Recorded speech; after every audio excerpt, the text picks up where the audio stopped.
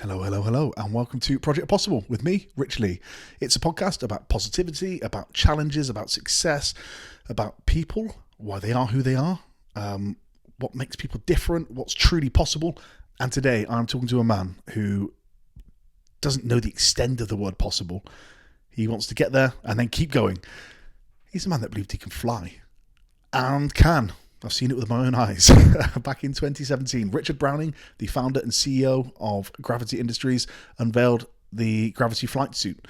The Gravity Flight Suit is the foundation for the company Gravity. We get into everything that it is, everything Richard wanted it to be, his inspirations, the work that goes in to create something truly the world had never seen before. I was very fortunate back in 2017 to be part of the team that my PR agency helped to launch this. So I had first-hand experience of people saying, "Shut up, Rich. This isn't real. This is clever." And bear in mind, this is 2017, so we're 8 years ago, 9 years ago almost, because we launched it in April 2017. AI wasn't a thing then. People thought, there's strings somewhere. This isn't real. So we ended up getting Wired to come down and do a live stream of it just to prove that it was, because we launched around April Fool's Day. We talk about this a tiny bit. But I say all this up top just to say, incredibly honoured, incredibly proud to have been a small part of the Gravity journey. And he's absolutely smashing it now. The company, as we get on to see, is worth about $100 million now. They've got a team of 35 people, and Richard is just bossing it. So I was really excited to talk to him about this, about his views on entrepreneurship, on education, on so many different things. And he's very eloquent. I should say this is one of the first ever online recordings I did. So the quality isn't perfect. So please bear with. The audio and the image, the visuals, if you're watching on YouTube, aren't absolutely brilliant. It's got better. I've done some since, and the audios and the visuals are definitely better since on the online recordings I've done. But this is one of the first ones I did a month or two back. Still learning, still bringing it to you, still trying to stay consistent and true to what the ethos of this show is, which is positivity, possibility, resilience, and we talk about all of that stuff in spades. So I should say, without further ado, I bring to you my conversation. Also, Happy New Year. Jesus Christ, Rich. Without any further ado, I bring to you my conversation with the brilliant Richard Browning. Enjoy. Richard, it's been a long time. How are you doing, mate? I'm very good, thank you. How are you doing? Yeah, doing all right. Doing this, which I'm absolutely loving. And as I said just a second ago, getting to speak to incredible people about who they are, why they are who they are, the things they do, the challenges, all of that sort of thing. And I guess that's we're going to get into all of that. I do have a bit of a leg up with you, though, because we obviously worked together some years ago. When was that? 2017, I think it was. Yeah. So we launched Gravity in 2017. So it must have been back then. Yes, indeed. It seems like a while ago. I was just looking through some old files and folders just to remind myself of some of the stuff that we did at the beginning. And I mean, obviously 8 years ago now. It's lovely. Walk down memory lane, but. You've been busy. You've been doing an awful lot of things since. Before we get into that, though, can you just introduce yourself really quickly? Yes. So Richard Browning, I am the founder and CEO and former chief test pilot, as I used to call myself, from Gravity Industries, and we build and fly jet suits, the human jet-packy looking things that have invaded people's social media a lot over the last 8 years or so. When I first got the call to say, "Hey, do you fancy doing PR for this guy?" I said, still a fairly new company at the time. He said, "By the way, NDA. Yeah, cool. Yeah, he's got a flight suit." I couldn't believe it. I was honestly thrown and couldn't wait to see it. The second that I first saw it in person, and I think a lot of people have probably had this experience, it was mind-blowing. Absolutely mind-blowing. So I came down to your farm, didn't I? And with one of my colleagues and saw it. I absolutely loved it, and I couldn't wait to get out to press. But one of the first journalists I got to thought it was an April Fool's prank. Well, we did launch it on April Fool's Day, didn't we? And that was a sort of deliberate. I mean, as we gradually got towards that date, it started to become a question, and then that was an almost deliberate decision because it was a gamble, a massive gamble. But we thought that lots of people would think it was fake. I mean, thank God we're not launching nowadays with AI. Otherwise, everybody would just assume it was AI anyway. But Yeah, I feel like we got two bites of the cherry, because I think lots of people shared it thinking it was quite a strange April Fool's prank, like somebody's put a lot of effort into this. And then it got reshared again by people I think going, hang on a minute, it looks like it's real. And so I think it created a churn around it, which, was actually a huge amount of luck, I think. But yeah, I think we did 1 billion impressions around launch. Crazy. I mean, with that, we ended up wired getting, rental. I was going to say the wired live stream. They came down to, and that was the thing that kind of clinched it. So people went, "Oh, okay, this is real," because I think people, everybody's talking about jetpacks and flying cars, and we'll get onto that in a second. And all of these things for obviously decades. Since James Bond, when was that? Since the guy landed in the Olympics, and all the World Cup and all of these things, right? It was you that just said, I guess, first brought it to, no, this is real, and and I've kind of created it. I've got a patent for this. This is something that we can actually bring to people now. Not mainstream, obviously, but incredibly exciting nonetheless. Yeah, and I think I've come to reflect on the role that popular culture and particularly science fiction plays in some of this. So, as a typical miserable Brit, I didn't really spend very much time thinking much about comic books or superheroes or DC or Marvel. I've obviously enjoyed the films over the years, the older ones. The newer ones seem to be terrible, but anyway. But actually, I spent so much time in the US and really absorbed this idea that if you suspend your concern about money or physics and just run with pure human joy and creativity, then why can't I be super strong or fly or, swim underwater like Aquaman or be invisible or whatever? Actually, it represents a childlike joy for the imaginary. Whereas if you do start thinking and worrying like, well, of course, most of those things don't seem to be possible. Well, they're going to remain impossible because you've just written it off. If, on the other hand, you do dare dream that you could have a device the size of a few beer mats strapped together that you can speak to 75% of the world's population with, check your bank balance, take photographs, navigate with, all of this kind of stuff, let alone talking about AI now on your phone. The modern smartphone is utter witchcraft 30 years ago. And yet it took people to believe in the impossible, probably inspired by things like the Star Trek communicator and stuff, of thinking, well, that would be really helpful. And so actually, I've got a different attitude to that now. And this is all hindsight, because I didn't build Gravity and the jet suit because I watched Iron Man and thought I wanted to be Tony Stark.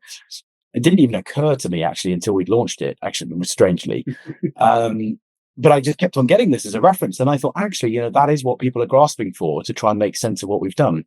And it was all part of the branding conversation around how do you communicate what you've built here and why, what does it do and where could it go? And it all got rolled into one. So what was it about flying? Because I've read that you used to fly balsa wood gliders or build and fly with your dad? Is that right? Yeah. So as a kid, it sounds so 18th century now. But I used to. It was quite antiquated when I did it with my dad. Actually, you'd get a model kit. It would be a paper plan. You'd pin it to a board, and then you'd lay out all these little bits of balsa wood. If you're lucky, it was pre-cut out, so you'd have to pop it out of the balsa wood. If you're unlucky, you had to cut it out with a scalpel. Never be allowed to use a scalpel as a kid nowadays. And then you'd have to then lay all the plans out, lay all the wood out over the plans, and build all the wing spars and everything like that. It would take, frankly, days. You cover it in tissue paper, cover that with dope, this sort of gluey hard stuff.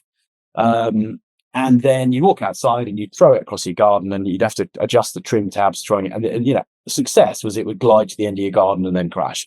It's amazing how the attention span of kids has evolved. But yeah, I did all that because my dad was an aeronautical engineer, maverick creative designer, and I grew up in his workshops, garages, and things like that, building things. So yeah, I've always enjoyed building things. On that note, Richard, how old were you when you were in his garages building things? Yeah, I think I must have been since, I don't know, 6, 7 through to 12, 13 kind of time.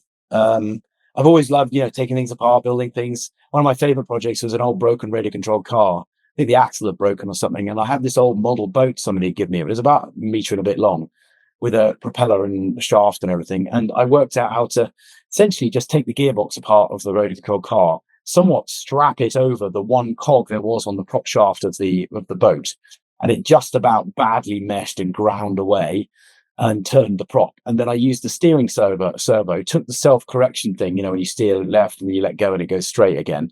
I took that out so you could set a course, and I attached that to a basic rudder, basically turned a ready control car into a really shit ready control boat. And it was great. But what that teaches you, and the gratification you get from that kind of stuff is brilliant. And in hindsight, that was really magic. And I did lots of those kind of projects as a kid. Was that I was about to say that was that your dad kind of alongside you doing that with you, or was that just no, not really? No, in hindsight, really? and I've got 17 and 18-year-old boys now, and I think in hindsight I've taken the same approach. I think there's something quite empowering by having a slightly disinterested parent that deliberately lets you lead and just trusts you. I got my kids angle grinding and using chop saws and all sorts when they were even 10 or 11. It's quite terrifying, and you have to really educate them and really be careful, and frankly let them gently hurt themselves in the right scenario with something that doesn't matter. Burning themselves slightly with a soldering iron, it really doesn't matter, but actually it teaches them that, oh yeah, I should listen to occasionally what dad's talking about, but actually let them go on their own journey. And I did that with my kids, and I had that done to me, if you like, by my father. He would really leave me to my own devices. And I think that's cool, because otherwise just a parent takes over and it's not really your project anymore. But yeah, that was part of the inspiration. But then my grandfathers came from the world of aviation and aeronautics. One grandfather, Sir Basil Blackwell, was chairman, chief executive of Westland Helicopters back in the day. And my other grandfather was a wartime aviator and civil pilot. So in hindsight, again, this has only dawned on me probably about the last, in the few years after I launched the company, doing keynotes around the world. And then people would ask me afterwards, like, where the same question. And I'd think, oh yeah, geez, it's in my family.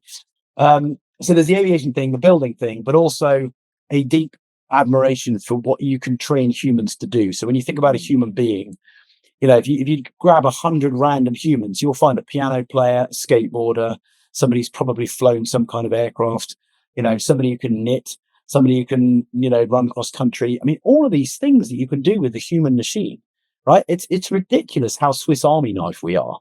So I sort of thought, well, a bit like surfing, skiing, snowboarding, or riding a bike, when it comes to flight, wouldn't it be really cool just to add the minimalist thing missing to a human to fly? If you take that approach, Lotus Engineering minimalist approach, rather than a seat and a stick and a yoke or whatever, and put in your GPS, your sat nav or whatever, and it'll fly you there. And that's the sort of way everything's going. I thought, screw that, go to the opposite end of the spectrum. Let's just add that minimalist bit of technology to a human. Can I just lean on some thrust in a really organic kind of way, inspired by bicycles, surfing, skiing, snowboarding, etc., which are all very minimalist things that use very much human balance, human capability, human physicality, and see if you could fly with no business idea whatsoever. I just thought it'd be kind of fun.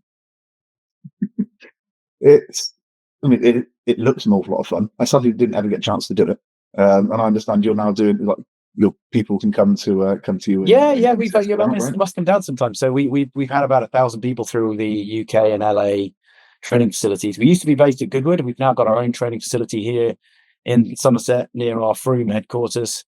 And we've got another one, just outside of LA as well. We were going to do more, but to be honest, we're so busy with the other divisions of the company. But yeah, as a sort of Christmas gift, birthday gift kind of thing, you can do either fairly cheap. I mean, it's all still, like expensive track day money, but a couple of goes, or you could spend a whole day training. We have quite a few people who've trained to be able to properly fly off the tether. But you do it on a top rope tether system, so if anything, goes wrong in terms of your balance, it's not the engines.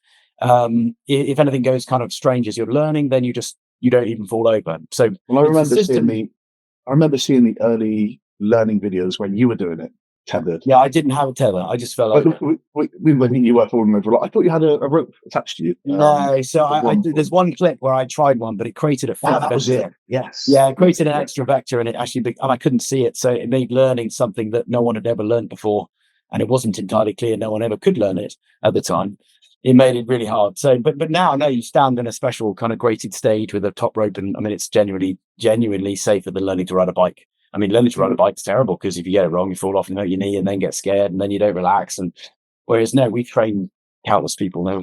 I messaged you to say, hang on, I was just watching Alan Partridge, the new series, and Partridge is wearing a gravity flight suit. How was that?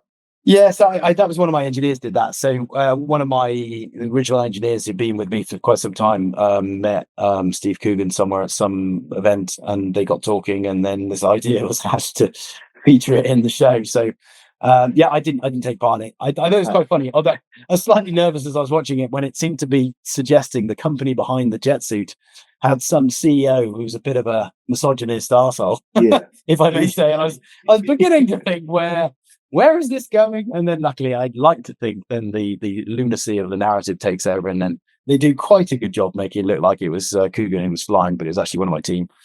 It was really good. I mean, it did look good. It did genuinely look quite good. But we could have trained Steve probably over a few days or so to fly, but it's just usually easier just to get one of my team to do it. I don't want to spend too long necessarily on this, but your path to creating the flight suit was a slightly strange one. Working in the city, you were a Royal Marines reservist for 6 years. Is that right? Yeah. So actually, I say that. What is a normal path to creating a flight suit? There isn't one. So what, like? Yeah. I mean, So sort of recap, I suppose. I actually did go to university to study engineering because everybody in my family were engineers.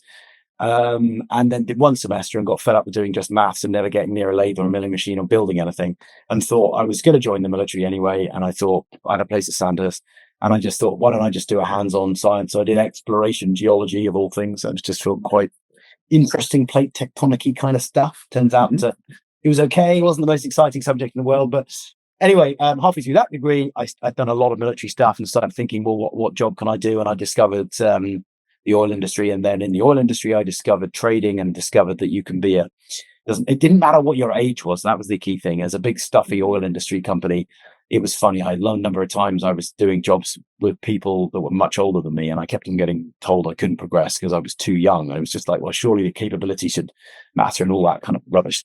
Anyway, but I discovered trading, where you are put it roughly in a box, given some pretty firm boundaries, and then let loose on thinking up creative ideas and making a lot of mistakes, and those would cost money, but hopefully the successes would outweigh the failures. And actually, in hindsight, that environment further reinforced my natural inclination to be that sort of innovator entrepreneur, which is all about risk. It's all about making mistakes, and it's all about surviving the failures and getting back up again, and hopefully the successes outweighing the failures. So as I say, unconsciously at the time, that was very much the closest I could get to innovation and entrepreneurship. To a lot of people, I think what I do looks really risky, but it's always a calculated risk. So like the jet suit, for instance, I mean, yeah, it's 1,500 to 2,000 horsepower of 700 degrees centigrade, 120,000 RPM screaming jet engines. But actually, when you really deconstruct what the risk is, there's just tubes of hot air coming out of these engines, and it's got a low specific heat capacity air. So even if you swipe it across a jean-clad leg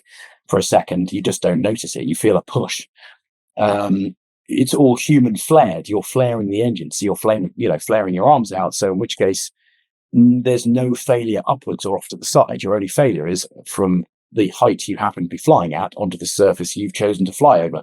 So if you actually, a good example of where you actually deconstruct the risk profile, it's all within your hands, but it doesn't look like it to the unaware observer. It looks like you're some sort of human death rocket that's going to explode. I mean, what's the quickest speed you've got up? That's on 85. Yeah, we set the world record at 85 miles an hour. That was fast enough. Again, for the same reason, really, that we worked out jet ski people crash at that sort of speed, and you can knock yourself out and everything. And that's fine. I don't want to go any faster than that. And the same with the height. We can go very high. A lot of people think we're somehow pushing off the ground, which is terrible physics. But we only go low because we can. And therefore, that just means the risk profile is very low. And for 9 years really now, including the development year, we've had no broken bones or no, irrecoverable injuries. I mean, that sounds terrible when I said that, but we've had bumps and bruises, a lot of those. Cool. But I hurt myself more cycle commuting across London than I have running this business so far. Wow. So you've never broken a bone running this company? No one has in the company. No. We had a slightly chipped ankle, which I suppose technically might count as a broken bone, but a slightly bruised, chipped ankle, which we recovered within a few weeks. The Formula One Grand Prix, Issa, one of my pilots, we had a technical issue there, very, very awkward one in front of lots of people. But case in point, we got back up, waved to the crowd, had a bit of a limp. He was fine within a few weeks, and that was the worst injury we've had so far. So what sort of insurance do you need for, for yourself, for others, for, people coming to the, to the experience? for the experience, it's that's easy. I mean, that's, like I say, you've taken far more risk driving to the site than you are when you're in the equipment. So our insurers understand all that. They're pretty smart people in Lloyd's of London. So Lloyd's of London, when I used to commute into London, I happened to be sharing a train with a guy who worked there, and he put us in touch with some interesting syndicates. One of the syndicates that used to insure us right at the beginning, which, to be fair, was tough because we were new. Their normal insurance profile was North Sea technical divers. Right. Okay. So if you're in the North Sea in the winter, going to go down God knows how many hundreds of feet and try and weld an oil rig while it's still operating, turns out that's more risky. A lot more risky than what we do. So they looked at us and went, "This is fine." So no, we've not really had a problem. But yeah, you can't go down your high street and probably insure what we do. Probably not. But do you have any siblings? No.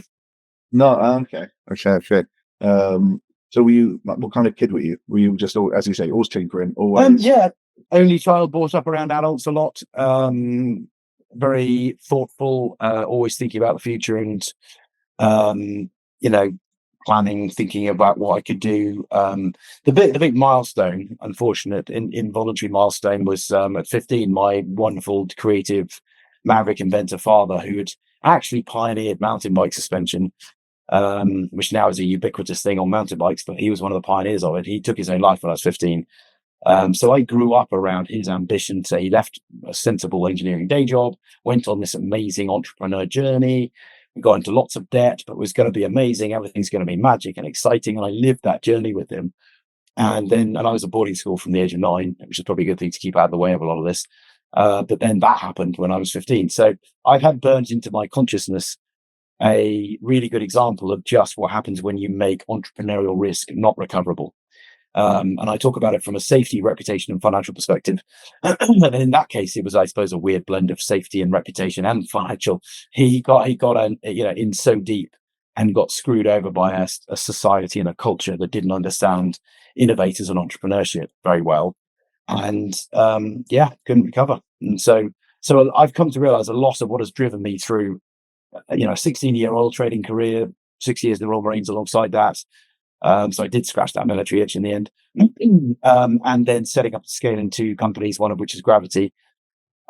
Nearly all of that is really unconsciously driven by a desperate desire to make good on a challenging entrepreneurial journey that didn't see fulfillment. And if I can make enough bonkers journeys succeed, then I'm undoing that hurt. I think that's the irrational subconscious process that I've come to understand, but it's served me quite well and taken me to lots of interesting places.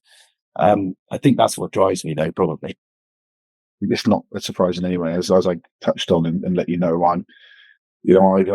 my uncle took his own life when I was about 14, 15, very close to him, and then my youngest brother did in February, and it changes everything, doesn't it? I mean, not which is such a basic thing to say, but it especially, your father being the person he was, it's gonna push you away from that path, or it's gonna maybe make you inquisitive of the path that he was walking. I mean, a quote from you here: "I'm reliving the pathway that was saw my father try and run down.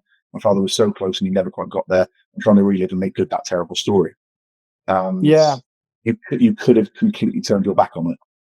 Yeah, and it wasn't a conscious effort to embrace it. There was definitely a conscious decision that when stuff like that happens, it feels like you've got a Y junction in your life, and there's one pathway where you're the victim. And I remember at the time, school, family, all just kind of felt like they just laid out in front of me, like, you don't need to do anything. If you decide you want to take a year off school, if you want to just check out from exams, all for good reason, right? But I looked at that pathway and just thought, I'm not sure I want to be the victim of this.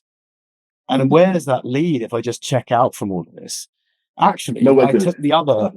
I ended up taking it.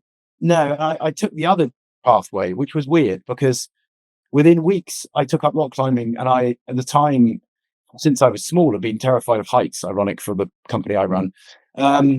I took up canoeing, like whitewater canoeing, because that scared me. I suddenly got really interested in the military. I sort of overcompensated. I ran at everything that up until that point had scared me, because I think, it's funny, I've got 35 people in my company now, and nearly every single person has had, in fact, I don't know why I say nearly, they all have had somewhere in their childhood or their younger life some kind of real miserable tragedy, adversity. And I observe, I've got a nose for this, it seems, because the result is that you either go down one of these two pathways. And all the people I've got are people who went down the same pathway as me, which is they suddenly look at life and go, I'm suddenly not very scared of challenges anymore. Oh no, my boss is upset and wants me to work weekends, and oh no, I've lost my job and I've got to go and find another job. Or, oh no, the train's broken down, I've got to try and hitchhike my way back to wherever. None of this really bothers me anymore, because I've just reset the benchmark on what being scared and, and I mean, list all the horrible words you want: scared, alone, upset, abandoned, whatever, all of the, choose your, misery. If you've experienced all of that, then suddenly the rest of life looks like, well, it doesn't bother me really.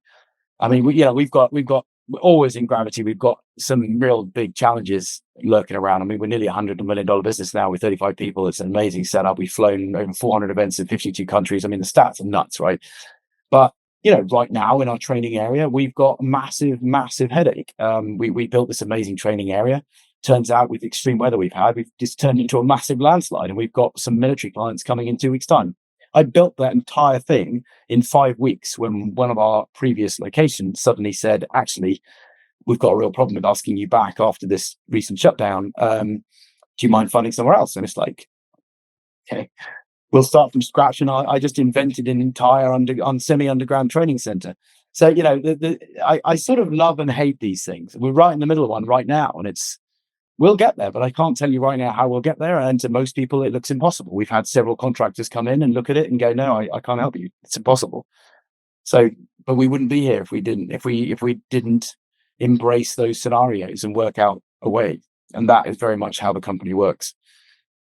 And I think I built that mindset from that incident.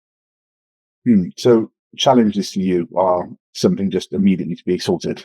It's like, let's not dwell on this. Let's not sit back and worry about this. Let's try and fix. But if I was listening to myself here, I do not want to be one of these people where you sort of relish the impossible challenges, impossible is nothing and whatever. No, I'm right in the middle of one now, and it does feel damn miserable, and it feels tough, and it feels like I want to get it done. I want to get it finished. I want to get through it. There's no glamour in it, but there is definitely a mindset where you stare at it and you think, everything in my soul is saying this is impossible. And I've faced so many of these in my life, and you build a behavior set of going, look, that might be right, but I am going to leave no stone unturned in trying everything I can to try and solve it. And I'm going to begin now. I'm not going to talk about it. I'm going to get my hands dirty and just begin, because as soon as you begin, you are giving yourself more chance than sitting there moaning about it and not starting. I used to run ultramarathons as a weird self-flagellatory pastime. And the one learning from ultramarathons that's most powerful, I think most ultramarathon people will tell you, is just don't stop. If you keep, even if you're really, really struggling, just keep walking, because whilst you're in your own misery, you've just covered another meter. If you stop, you've guaranteed you're not going to finish this. If you just keep moving, just keep shuffling, it's a very military kind of mindset as well. You are still technically heading towards the finish line, which is much better than not doing it at all. So in the same way, walking away from one of these problems, you've guaranteed failure. If you just keep wrestling it, something will come up. Even if it all fails, you'll learn something that gets built into the next success. I think we're quite similar in that sense. I look at challenges and I thought, anything in life, anything that you need to surmount, and I think of it as it's not going to define me, nor will I be a victim to it. And do you believe that people that haven't had those forks in the road, those why moments, as you called it, do you believe that they can still have that mindset of get up and go, and let's not let that be a problem? Because I think today, and I say this often, resilience seems to be a dirty word. It seems to be something that if you talk about resilience, you talk about picking yourself up and not being a victim, then you're invalidating the lived experience of somebody, and that frustrates me as somebody that has gone through a few things. But do you think you can go through life, have this wonderful upbringing, this wonderful thing without challenge, and still have the same mindset as you? Yeah, no, I definitely think you can.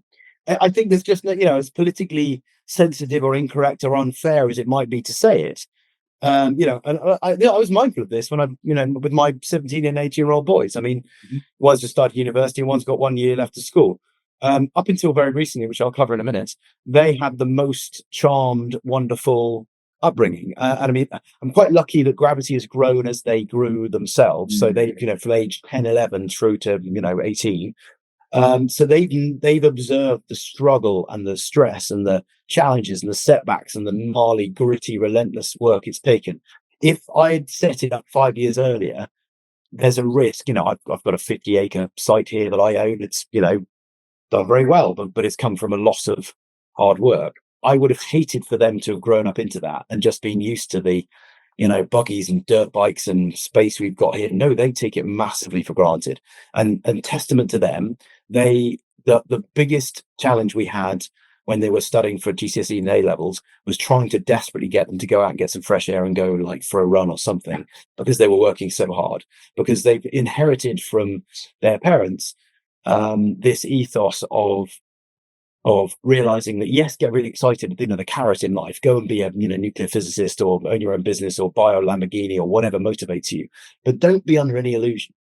Life is a miserable, rough, dirty place, and you're only a whisker away from experiencing that. And the best thing you can do is work really hard, build up your own resources, and be a little afraid of where it can go wrong.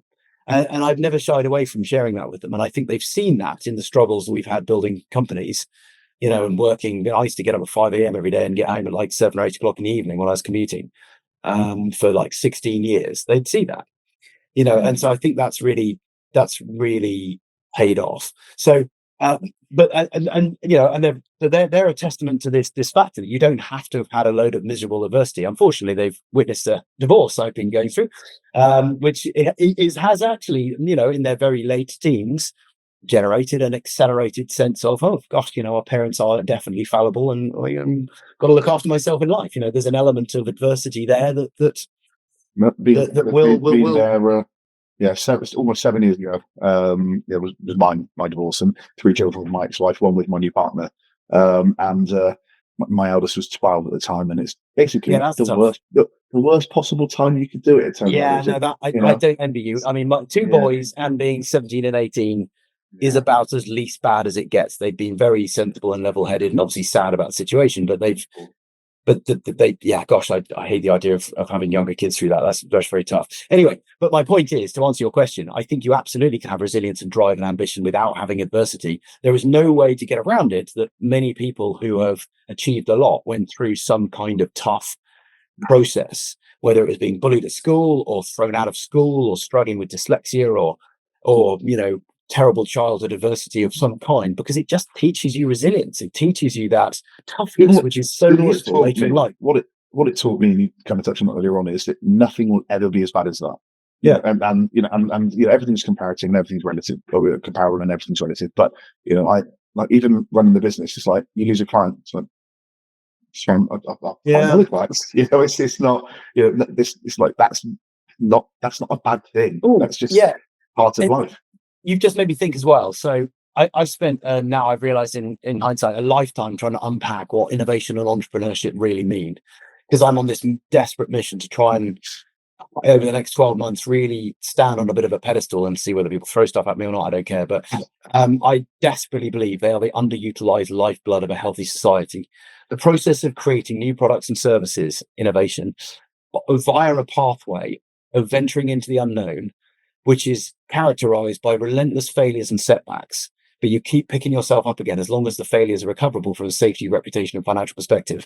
My poor father didn't quite achieve that right at the end, unfortunately. If you can make those failures recoverable, that's how you get to every product and service and luxury and commodity and medicine and food stuff we enjoy in this planet, right? That's how all of our forebears, all our ancestors, actually did what they did, right? And yet we're now in a culture that is terrified of failure and terrified of risk. And if you're terrified of failure and risk, you've just run away from the lifeblood of the process, innovation and entrepreneurship that leads to products and services and business and employment and jobs and tax revenues, export income, all of it. Right? This is how the whole damn country works. And yet we don't touch on it in schools. We don't touch on it. The government doesn't talk about it. If you've not been in business, if you've not built your own business, small or medium-sized business, then how are you expected to know how this works? And so I'm desperately trying to promote this in every opportunity I can. And actually, if you go back to, you just mentioned, resilience. Okay, why is resilience useful? Resilience is the mindset to get back up from failures. I've just said failures, repeated failures, more of them than successes, is the pathway of innovation, is the pathway of entrepreneurship. So if you don't have resilience, it's really tough to fail and get back up again. If that's really hard to do, you're not going to be able to innovate and be an entrepreneur, most likely, unless your first go is successful. So resilience, if you boil it all the way back, is one of the key things that we have to inspire our younger people with in order to achieve and have a successful society, which sadly makes sense why we're struggling, because if we don't have a strong, robust youth who are resilient, we're not going to have the innovators and entrepreneurs. How do you do that? How do you give them that resilience? How do you?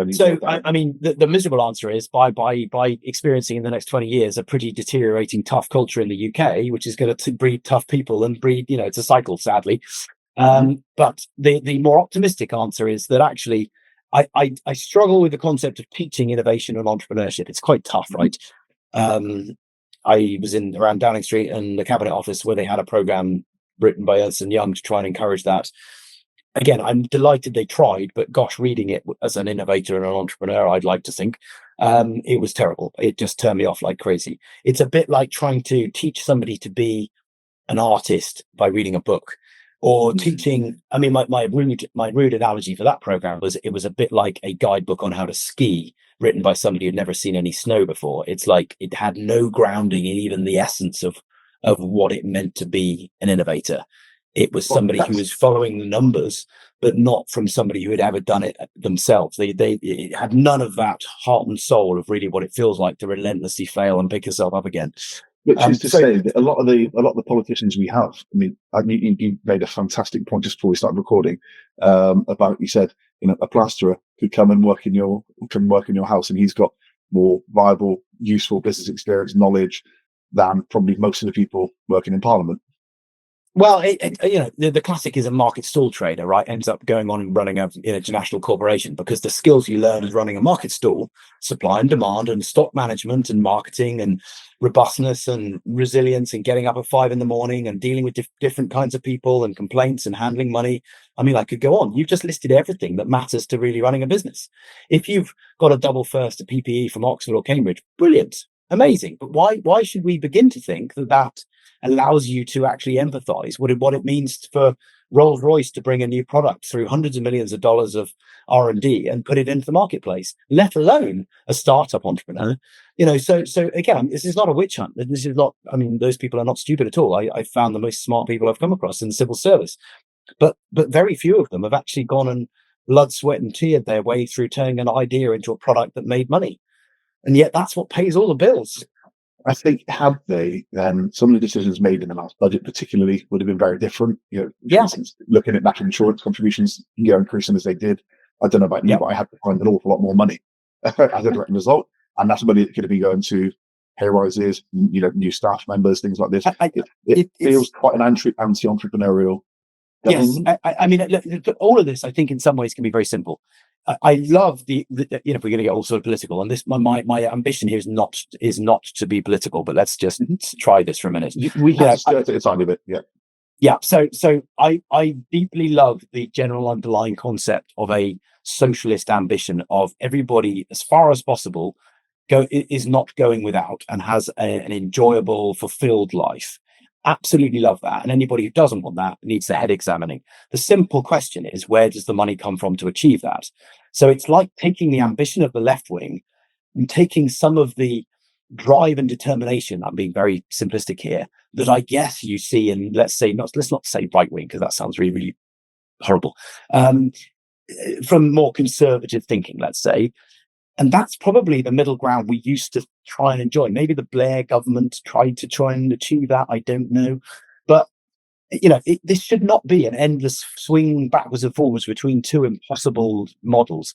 It should be a recognition of what fuels the economy and the public sector, which is what I've described. It is people coming up with ideas in big companies and small companies, building new products and new services that we can ideally export, which make jobs, which generate income, which fuels tax revenues, which means we can afford the public sector. That is it. Anything else that gets in the way of that is just noise. All the debate of where you're handing the money out to which very needy groups, from pensioners to disability benefits to unemployment benefits, etc. That is all a brilliant luxury once you've squared away actually how do you pay for it. And we are now, unfortunately, in a world where we are throwing far more money out than we're bringing in. And so how do you arrest this? And I think it is simply you rediscover those values, which at the beginning put money into the pot. It is innovation. We have to celebrate people who come up with ideas and are willing to take the risk. And people who are not naturally inclined to be innovators and entrepreneurs, they are almost more important, because when they're in those positions of leadership or middle management and a new idea crosses their path, the inclination in society today is to say, oh, that's new, difficult, different. Don't look at that. That might fail. Not on my watch. I want to wait for my pension.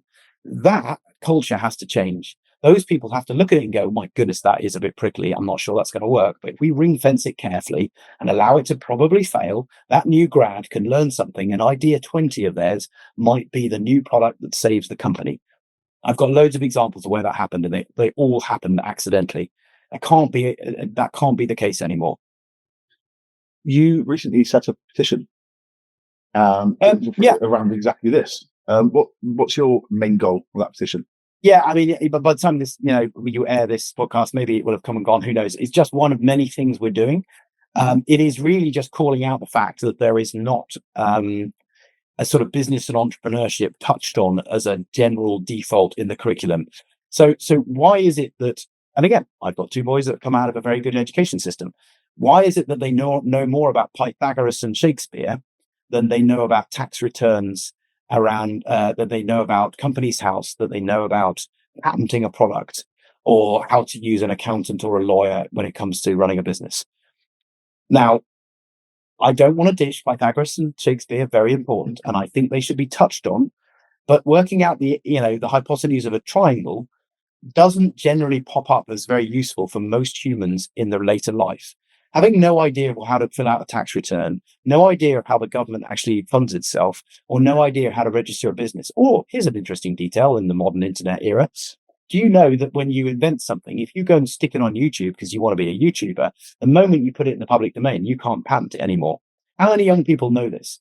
Right? So how many young people would have reached for a camera and filmed? I did film the development of what we did very reluctantly because somebody told me it was very, very valuable. It felt awful at the time, but anyway, but I didn't share it largely because I didn't want my employer to realize what I was doing at my weekends.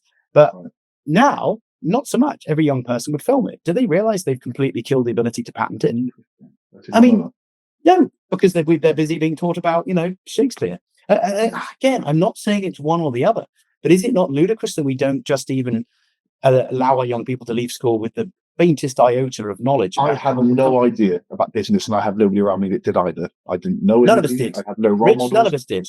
Every entrepreneur learned it as they went along, and we all learned the same damn mistakes. How ridiculous! Why is it almost glamorized that when you set up a company, and Branson's written loads of books, so does Dyson, all these people glamorize, to Elon Musk's words, running his businesses is like staring into the abyss and chewing on broken glass.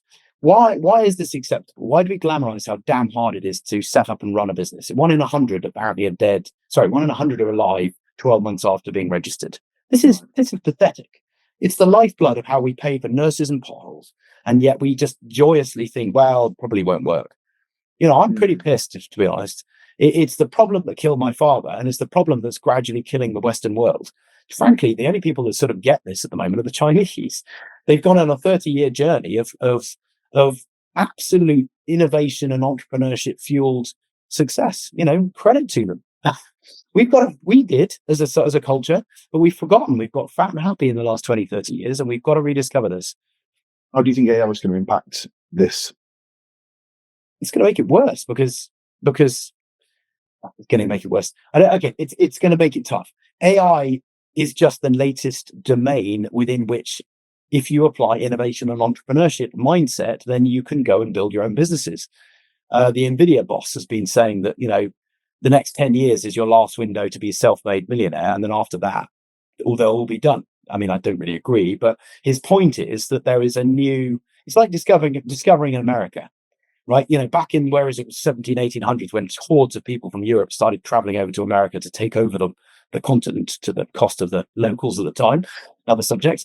That was the promised land. That became the most booming, amazing, other than the Depression, growing new territory of expansion, and has grown to be the biggest economy in the world. AI is like discovering a new landscape, and the pioneers are setting out territory and finding resources and opportunities. If you have the right mindset, some of those can be British. We've actually got an AI company I set up because I was frustrated about lack of growth in this country with it. And there are some really good companies, but gosh, I want 10 times as many as there are, and there's lots in America because they have the mindset, the pioneer mindset. What was the trigger? You touched on not wanting your boss to know what you did at the weekend, which made me smile. What was the trigger that took you from working there to doing this full time? Well, I had lots of side hustles, if you like. Things just kept me interested, whether they were, I mean, not really businesses, but the Royal Marines time alongside work, doing ultra marathons. I used to race triathlon. I set up various of the small little companies, most of which didn't come to much, but good learning, in the spirit of everything we've been talking about. The Gravity one, I did it just as a bit of fun. I thought it'd be kind of interesting. I had no idea if it would work, and then it did work. And then a few people came to see it, and a bit like your response, which has been the same with most people, which is to see it live is pretty insane. It messes with your head. It doesn't look like it does. It literally does. It's like that's a human being, and that's it's fine. There's a disconnect. It doesn't. Make sense. I think if you showed a sort of Aboriginal person from the Amazon jungle who hadn't seen people before, and you just showed him an F-16 pulling a hard turn, around, in the air. I mean, it's almost that level of like, there's no way what I've just seen is real. That generally seems to be the impact we've had on people. So the first few people who came to see it, even though it's very rubbish, had that reaction. And I thought, oh my goodness, actually, how does it change? How does it change you? You are literally flying like a quote unquote superhero. Right? How does that change how you mentally, physically, spiritually? Did it change? What did it change for you? The weird one is none of my pilots, and me included, ever dream of flying anymore. So sometimes as a kid and sometimes as an adult, some people listening to this, I'm sure, will then say, oh yeah, maybe a year ago, I remember sort of like maybe running from some threat.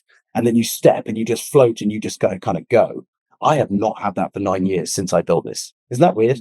And it's not really a thing anymore. I don't have to dream about it because it does feel. Dreaming of flying. You literally, there's nothing conscious in your mind when you fly our equipment. So it's a bit like surfing, skiing, snowboarding, or just running or walking. When you run, you don't start thinking, right, I've got to walk up these legs, I've got to move one foot, next foot, next foot, next foot. You just think, I'll run over there. And you look at where you're running and you go there. And it happens. And in the same way, you fly there. You just think, I'll go over there. And you just go there. And you're not consciously aware of anything you do. Because it becomes so intuitive when you learn. And some people pick it up within 5-10 minutes, crazy enough. It is as subconscious as like learning to ride a bicycle. Once you've learned to ride a bike, you never think about it again, and it's just unconscious. So I think it does change you quite a bit. I think it is, especially over water, fast with other pilots over water, like our race series. That is truly epic. That is otherworldly. That is like some crazy otherworldly computer game parallel universe. It's properly mad. But I would say just to dampen it slightly, nearly every flight you end up doing is some high pressure event where you really don't want to screw it up. So you're kind of focused on delivering the event, and it's only afterwards. So if you ask a Formula One driver, oh, is it really fun driving your car? But you have real fun and thrills with it. It's like their answer will probably be the same as mine, which is like, look, you've got a really important job where they want you to do the best you can. You could hurt yourself badly if you didn't concentrate. With flying, we can go as high as you like. So if you were stupid, you could just go high and have a problem and, really hurt yourself. But we've never done that. So it's not, it probably afterwards, hopefully when you're holding the cup and you've got on the podium, that's when you can enjoy yourself. It's not in the moment, unless you're doing racing. And for the jet ski racing we did, then it was really fun because we could just think about. I remember some of the first conversations we had, and you kind of teed up for jet suit racing, and you said maybe that's something we do, down the road. So when was it? A couple of years ago, maybe when when it kicked off? Was it what year did you start doing jet suit racing? Oh dear. So a couple of years ago now. It feels like a year ago, but it's more like 2 years ago, I think. I think it is a couple of years. So I watched it all, and it's absolutely, it's really, really cool to see. So just for people who haven't seen it, so if you go to Gravity Industries on YouTube, there's the film on there, and it's done like 1.5 million views, and we didn't even promote it. I think it does speak volumes for the potential of what you can do. So racing is one aspect of the business, but we were very proud that when we executed that race, we broke even. It's quite common knowledge that even running football clubs or most sports, they hemorrhage money, and it's really tough to make money out of sport. We've got two divisions in the company. We've got the professional division and the entertainment division. Professional is military and medic stuff, and entertainment is doing events, doing client training, doing branded stuff. We've delivered pizzas, you name it, we've done all sorts. And part of that is racing, and we've done that big race in Dubai. The aim is to scale it. We've got a big project going on now. It'll probably take another 6 to 9 months to properly come to fruition. The demonstration in Dubai did prove the potential, but it's, like I say, a ring-fenced activity because it's a massive commercial trap to have a lot of fun, commit a lot of resources, entertain a lot of people, and come away and wonder why you're not running a successful business anymore. So that's kind of where we're at with racing for now. Speak to the military medical or medics then. You recently, I saw a news story talking about the military spending. I don't know how accurate the figure is, but 24 million on buying you guys in. What is it you're doing with the military in that sense? I wouldn't believe all the figures you read, but we've got there were half of them of 18 years in PR, Richard. We've got two big engagements. We've got another second order tier, about 5 or 6, which are pretty big and growing. It's been a long journey to kind of prove that what we can do, but and I'm not going to go into all the justification. To people who haven't been in the military, they often get confused because they think you should have guns attached to it, flying around using your hands and all this kind of stuff. Believe me, what we do is got a massive application in special forces mobility. You can fly in over minefields, wire, water, cliffs, whatever, below radar, below anti-aircraft system, below drone countermeasures, do a job, and then self-extract faster than anything else. And you don't need to call a helicopter in, which usually gets shot down, all that kind of stuff. We were in Ukraine for a while, doing all this, improving it. The easy one to get your head around for people who've not been in the military is maritime boarding. So putting soldiers on ships. There's a great film on YouTube, sent 40 million views, I think, where we did it with the Royal Marines, and does fit with my Royal Marine background a bit. That's a big part of what we do. And so, yes, we've got 2 big Allied Special Forces engagements. We've been training them, we've been selling them equipment, and they're really scaling. So, part of it. Use cases are quite an important thing to bring to people, to any audience. A series of successful demonstrations on this front included scaling a mountain in Transylvania in 2 minutes rather than the 2.5 hours it otherwise take on foot. Yeah, that was a medic exercise. Yeah, so the medic stuff is similar to the military. It's just you're being friendly, frankly. So you get to an objective. With the objective in this case is a casualty. So if you imagine somebody's had a heart attack or bleeding out from a climbing injury or has got an asthma attack or something that's time critical. We've demonstrated all over the place that you can pull up in a vehicle, put the gear on, fly up the side of a mountain, just nice and low from a risk point of view, and get to the side of that casualty in minutes when walking or waiting for an air ambulance or a mountain rescue helicopter can take way longer. And we've operated in conditions that the helicopters couldn't. So we can operate in almost zero visibility because you just fly really low and slow and can see the ground. And if it gets really bad, you can just land and walk. So that's massive, and we're hoping to scale that into a proper charity in the next 12 months as well. And like I said, I've learned all this, that the mountain rescue dogs, for instance, are part of a separate charity, and they loan their resources out to other mountain rescue teams as and when they require them. So in the same way, we'll probably structure in a similar kind of way. I mean, is there an arm of the business that sells these to people individually? Because I remember that we put it on sale in, was it Selfridges or Harrods? One of the two. As a kind of stunt. Yeah, we did. So we've had people over the years. We have reluctantly accepted commissions in a couple of cases, but in both cases, we insisted that they learn to fly and insisted we kept the equipment on our premises. It was a clear red flag that, and it's going to happen, unfortunately, to some of the sort of flying droney kind of people that are building things that you can see online that you can sit in and fly around. 1 in 100 of your clients gets slightly drunk at a party, fires it up, is an idiot, open blades, maybe, flies into a crowd, chops some little girl's arm off, ends up all over the newspaper. Yeah. Right, exactly. Or just goes stupidly high and kills himself. The possibilities with members of the public, and frankly, don't go down when you're thinking about rich people, are huge. I've got some example stories of pioneering technology that was loaned to wealthy people. Something went wrong. It ended up in the press, and the company never recovered because of that reputation. For nearly 9 years, we've not had that, and that's because we don't sell it to the public. It's a bit like if I invented the helicopter and I said, well, okay, maybe there's a business in selling them to military and medic people and stuff. But in the meantime, why do the richest people queue up and I'll just give you one and see how it works out. Just keep me posted on how you get on. I mean, it's just ridiculous. Even if you taught them to fly them, somebody's going to crash one. And then in the current day and age, in the given current media environment, that technology, the founder and the company brand will all get slated to death, right? No one would commission you for anything.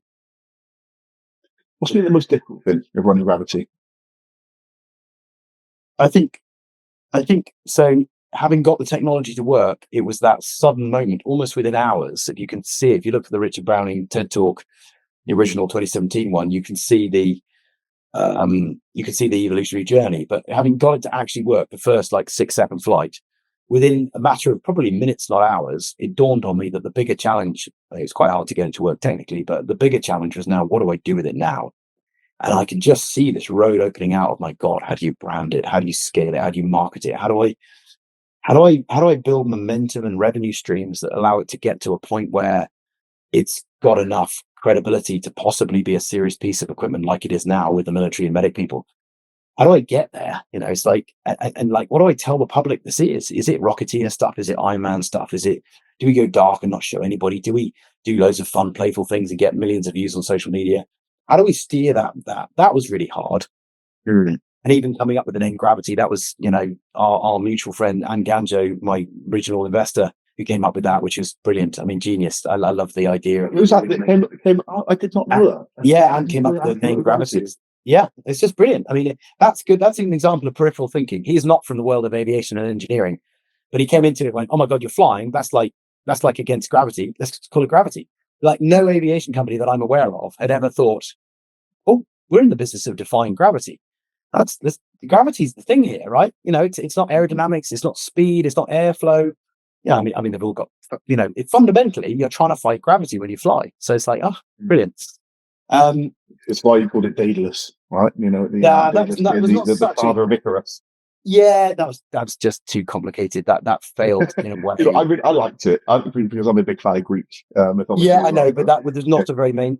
I still have questions now from people going, "What the hell's Daedalus?" And it's to be clear, it's Icarus's father. So in the Icarus story, the sensible one in the story was the father who didn't fly too high and flew perfectly well and was a really good engineer. But no one's got any idea of that. So no. Yeah. So, what was your question before we went down and terrified Daedalus? It was about challenges and the bigger challenges. Yeah, I would say okay. So first biggest one is how do you then scale a company? The second one is, I think you really notice when you run a business, it's like almost every day you get up and different problems hit you, and it's the realization that to run a company, you have to be this sort of amateur, very humility-filled, open to all ideas, juggler of impossible challenges type person. I think it's that. Which is tough, right? Because if you're a mad inventor and you come up with a thing, there's nothing to say that. And this is kind of my dad's problem. He was a great inventor and creator and designer, but he wasn't necessarily a very seasoned business person. And I think it's the sheer brutality. And this comes back to why I want this sort of at least not taught, but just explained. I want the landscape laid out in schools and in society. This is the landscape you've got to navigate. You've got to think about marketing and recruiting and branding and patenting and, and HR policies, health and safety policies. You've got to, work out how you enter new countries, what the tax regimes are, how you source different things. I mean, it's ridiculous. It's just mind-boggling. There are some days I leave my house here on this site and I'll aim to walk the 100 meters to the HQ. And I'll only get there at lunchtime because I've had 6 or 7 people stop me on the way with problems or deliveries or issues or stuff that's broken that I just never could have foreseen. I think was there a number of employees or kind of partners for you at which that happened? Because I remember very specifically for me, it was around 10. It was around when I employed back, more than 10 people. It was like, oh, okay, this feels like more. My job isn't this anymore; it's those people. And then we got to about 30, so similar sort of size.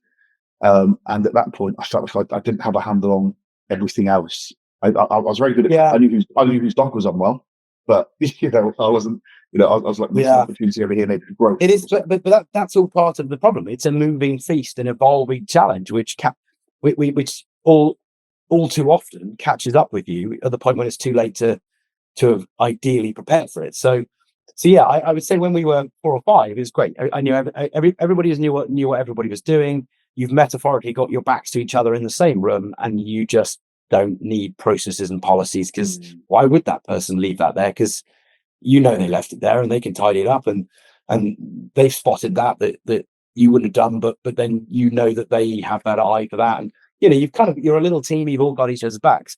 You're right. When you get to about 10 people, then you start to struggle with that.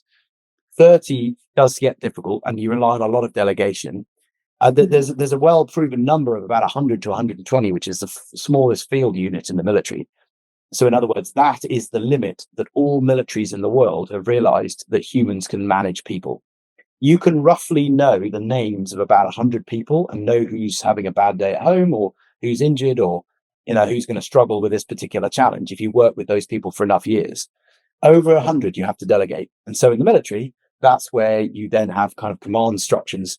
But if you're going to be in a battle, there's one guy who will command a company who will know everything about their people. So when they're commanding those platoons or sections or troops or whatever into combat, they've got a good feeling about which teams will work best in what challenges.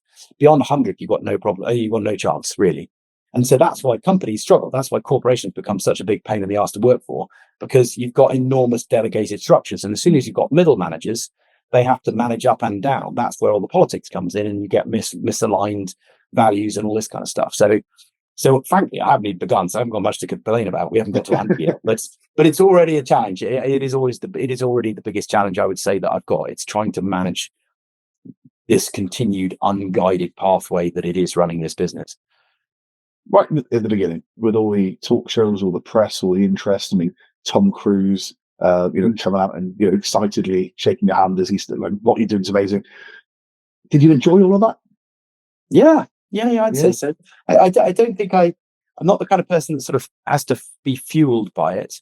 I think in the early years, I took a lot of heart from, Elon Musk, Jeff Bezos, Mark Zuckerberg, Tom Cruise, you name it. I've spent time with them all. I had the privilege of spending time with them all, Richard Branson as well. Do you still hang out? That feels like a strange word to use, but do you still hang out or talk to those people? No, not so much. No, and I think it's a mistake to imagine. And from the outside, you'd imagine this would be the case, that you sort of meet these people and they go, "Oh my God, I'm now going to invest in you, and we're going to do this great thing." No, then none of those people are like that, and I'm not like that with other people's cool stuff. When you've done your own cool thing, all of those people I've just listed have done a lot of cool things. The last thing you actually, when you think about it, you imagine them to do is to see somebody else's cool thing and go, "Huh. Turns out yours is cooler than mine. I'm going to drop Amazon. I'm just going to hang out with you now." They're not those kind of people. No. What they're doing, the coolest thing they can imagine, is they're on their own path. Right. And all of the people I've just mentioned have done much bigger things than me. It's already so the process is actually do a thing, have them walk up to you, they shake your hand, look into your eyes and go, "That's awesome." And you can see it in their eyes. They look at you like, "You're one of us, right? You've done something. I know what you've been through to get here. Well done. Great job. Love it." And then you walk away and they walk away. You don't ask for anything. You don't need anything. And then that is optimum, right? You retain their respect. as soon as you go, by the way, can I show you a business plan for something? It's like you just go in a huge, endless pile of other people who try and do that. That is not the way to be. So to answer your question, it is enough to receive their admiration and respect and walk away. And given every entrepreneur's journey where you are riddled with doubt and fear of failure, it's just you relive a little bit of like, oh my God, it has been okay. It's gone okay. I've just got a pat on the back from how. That I remember in the first couple of years of going around the world doing events all over the place. And every time people come up to you and go, that's amazing, it was a little bit like, this just slightly pays back a little bit for the years, it felt like, or months at least, of self-doubt and misery and, all that kind of stuff. So that was valuable, but I don't feed off it like a sort of ego hoover. No, I don't think so. Did you see recently, one of the people we just mentioned there, Elon Musk, on Rogan's podcast recently, talking about, or teased the flying car? Yeah. Well, he's already. Yeah, he talked ages ago about putting little rocket boosters on the Model S, or not the Model S, the Roadster. Yes, that's essentially what I think. He said. Peter Thiel said we should have a flying car by now. Maybe my friend Peter Thiel should have a flying car. Was essentially his tease. And he said it will be the unveiling will either be the best or the worst thing that's ever happened. You've been there from a physics perspective, from a putting this together perspective, making something take on gravity and hopefully would. What challenges has he got coming up? What does he think about the idea that is it just pie in the sky stuff? And he's a Barnum kind of esque character, right? That sells very well. Is it likely to come to fruition, do you think? Oh, I mean, you could easily make a car fly. Lots of people have done it. I mean, there's loads of flying cars now. I mean, whether they're using rotors or jet engines or whatever, maybe not so many jet engine ones, but it's not difficult to do.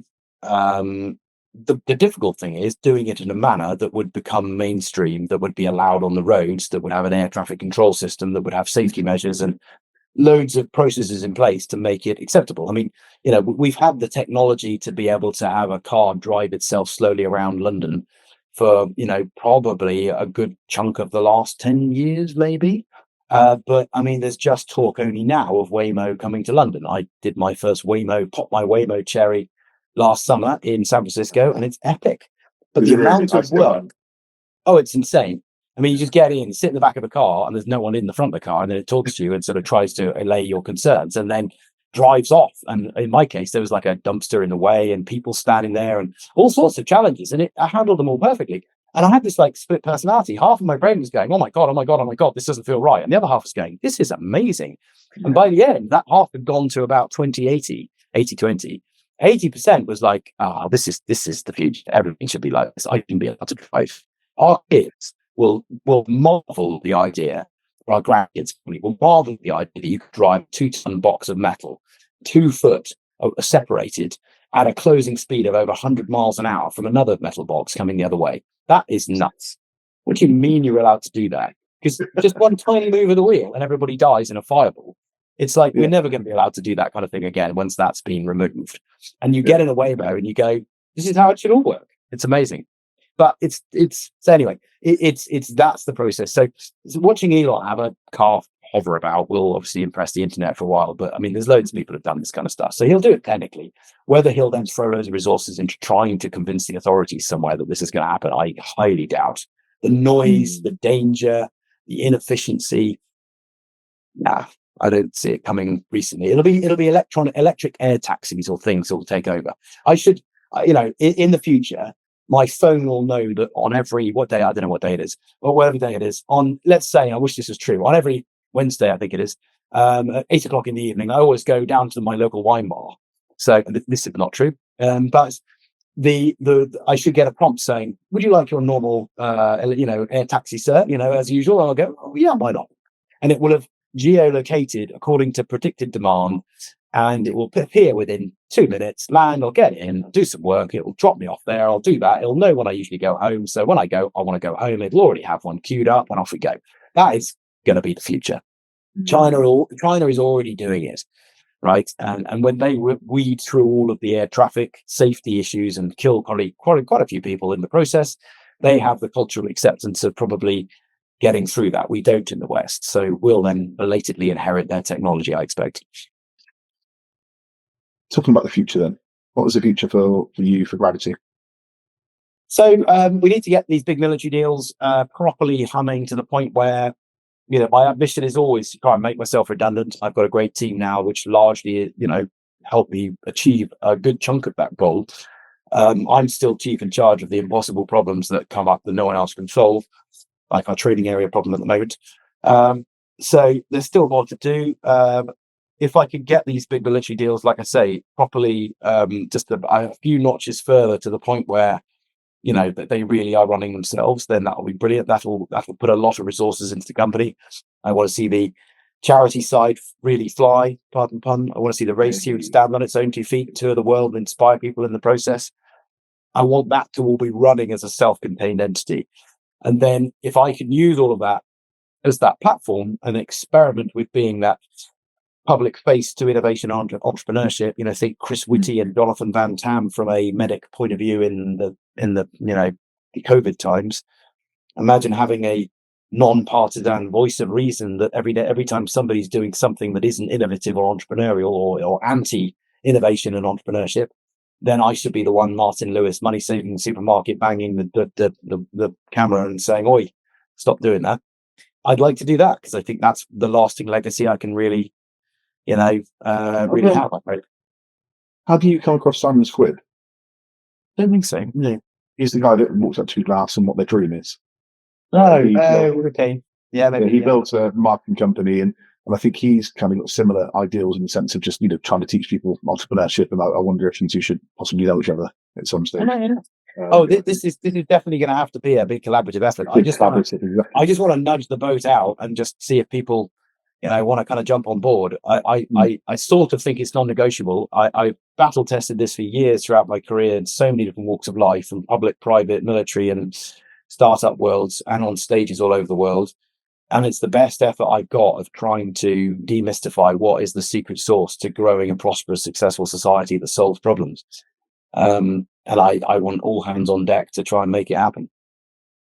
So the legacy for you is way beyond Gravity. It's exactly this. It's entrepreneurship. It's I think so. In Gravity, I think it's a hopefully a very powerful manifestation, I think, of those principles. It's not a clever PhD biotech project that you need a PhD to be able to understand, or some coding wizardry. I mean, AI is amazing, but we all just get exposed to the outcome. None of us have got the time or the intellect to understand the coding genius that's gone in behind it. So it's quite hard to resonate with the process. Whereas, strapping jet engines yourself in the right way and falling over a lot seems to float people's boats in terms of getting to go, oh yeah, that's what innovation looks like. So if you had Elon's treasure chest of cash, what would you do? Yeah, I think it would be really promote these principles. I think it would be make a massive, big effort of getting governments and corporates and every leader in the country in the world to sign up to those. I'm sort of working on 6 principles that are really desperately simple and really speak for themselves, like a sort of 10 commandments, but less religious, or a sort of manifesto pledge of these principles, because I just believe. I mean, okay, my controversial parallels are Black Lives Matter and Me Too. I could say those, and immediately you probably, geez, those are powerful, scary things that we've got to get right as a society, right? You don't want to be the wrong side of those, and it's horrifying to think that you as a person get those wrong, and all of this stuff. And they're powerful, emotional things. I aspire to creating a movement that is a fraction of that, but because innovation and entrepreneurship are not the same flavor of problem. Sure. But they are, frankly, just so important. I want an awareness. I want people to be able to call out in a boardroom when some new grad says, look, excuse me, I know I'm out of place here, but can we just try this new thing? I want those middle managers in the room that are so inclined to go, but sir, CEO, it might fail, and I'm not on my watch. I want there to be a movement that has a phrase, as a justification to go, it's one of those things. I know we're all about to say no, but shouldn't we just try and find a way to try this in a safe way? Safety, reputation, financial. If this goes wrong, are we good? No one's going to get hurt. No one's going to prison. No one's going to run out of a worrying amount of money. If not, do it now and learn, right? Turns out it didn't work like we probably thought it wouldn't work, but we learned something we didn't imagine. So we're going to try another test with the thing we learned. And then several steps later, hey presto, you've invented something didn't imagine. So no one imagined. But we've got to rediscover this. I love it, mate. It's really inspiring to hear, and I think a lot of people watching and listening will feel exactly the same way. Good. On that note, I mean, the podcast is all about positivity and possibility. I call our little, the audience is we're possibilists. It's optimists, but without blinkers on. I want to get to that thing. I know there's going to be challenges along the way. How do we get there? It won't be today, tomorrow, next week, next month, maybe next year. How do we get to where we want to point? Can you complete this sentence for me? Anything is possible if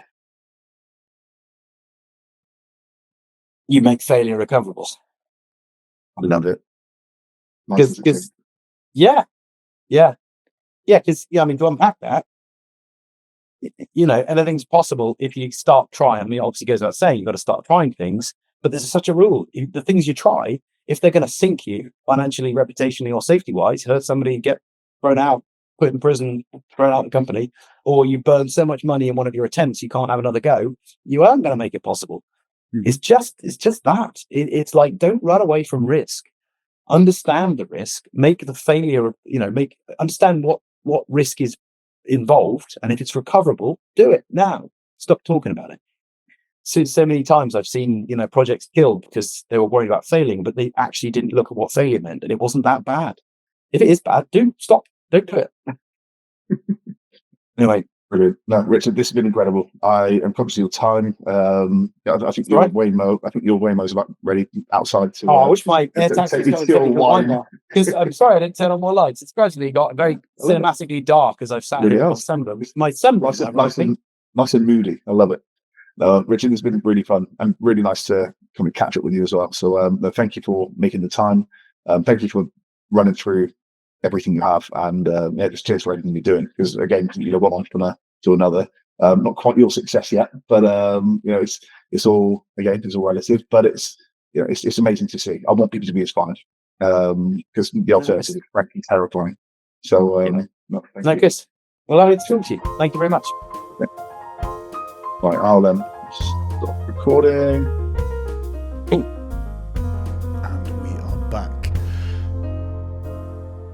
Many people in the world that you can say you've seen fly, and as I touched on in the interview, it blows your mind when you see it. It was incredible to work with him, incredible to this many years later pick back up with him and see how he's getting on and chat about the developments and what they're doing and why. And I think people like Richard need to exist, people that test the boundaries of what's truly possible. That's what this podcast is all about.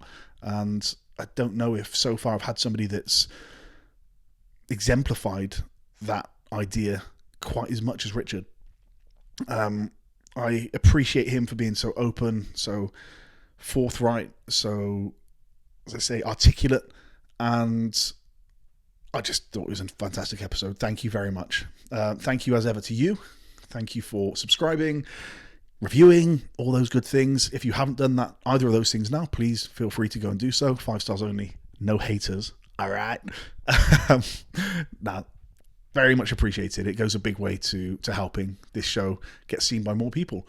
And that's what it's all about, spreading that positivity and great stories. And maybe we're inspired, maybe we're motivated, maybe we're just entertained. Maybe you just thought, do you know what, that was a good chat. Either way, thank you. Go to projectpossible.substack.com to subscribe there, and every week I will send you an email with the episode and a little bit more, some behind the scenes stuff perhaps about what's going on.